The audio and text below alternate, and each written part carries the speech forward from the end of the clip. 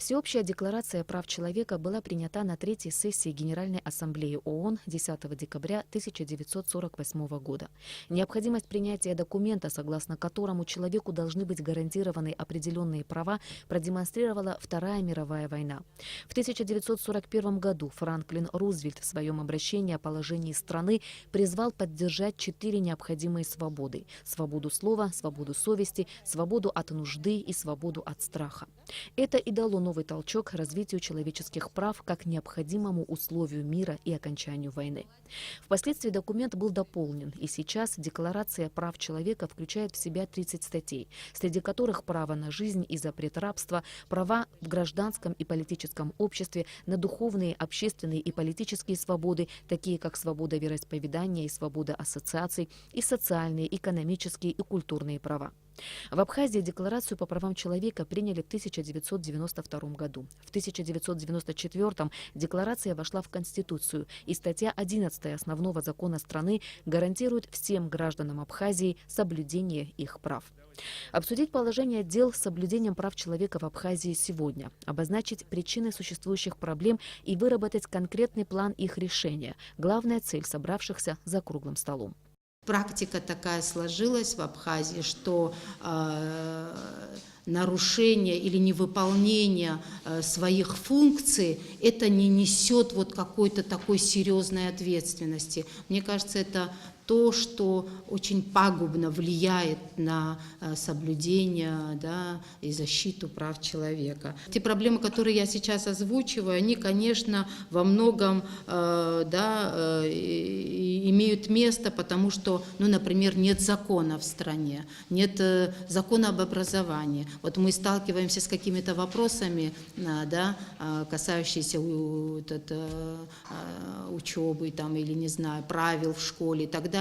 И мы не можем ничего сделать, потому что мы не регулируется это никаким образом. За 8 месяцев работы в офис обратились 50 человек. Пенсионеры, не получающие российскую пенсию, тяжело больные пожилые люди, требующие постоянного ухода, инвалиды чаще всего приходят за помощью. Отдельная проблема – дети из неблагополучных семей, которые иногда не имеют даже крыши над головой и в силу обстоятельств вынуждены идти на преступления.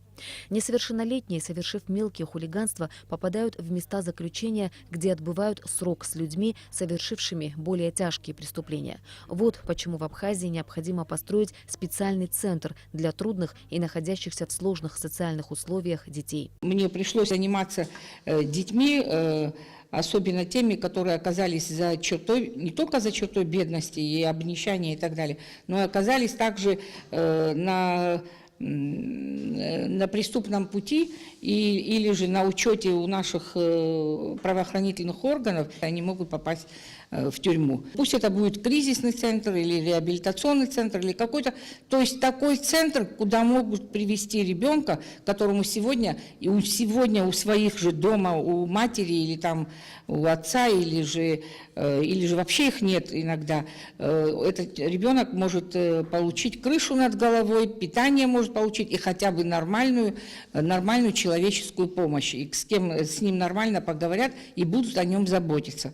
Более 20 месяцев назад в Абхазии начала работать служба социальной поддержки детей и семьи. Это совместный пилотный проект Детского фонда ЮНИСЕФ и Министерства труда и социального обеспечения Абхазии.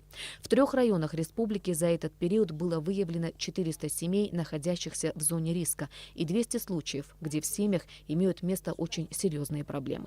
У нас есть идеи, и в первую очередь это кризисный центр на небольшое количество детей, потому что у нас нет сейчас огромного списка детей, которых нужно спасать из семей, и вообще это крайняя мера, потому что каждый ребенок имеет право на проживание в семье. По мнению участников встречи, в нашей стране необходимо принять законы об образовании и запрете домашнего насилия, а также пересмотреть дискриминационный закон о запрете абортов. Эти предложения в ближайшее время Офис уполномоченного по правам человека внесет на рассмотрение в парламент и в правительство Абхазии. Ирина Аршба, Алексей Агухава, Абхазское телевидение.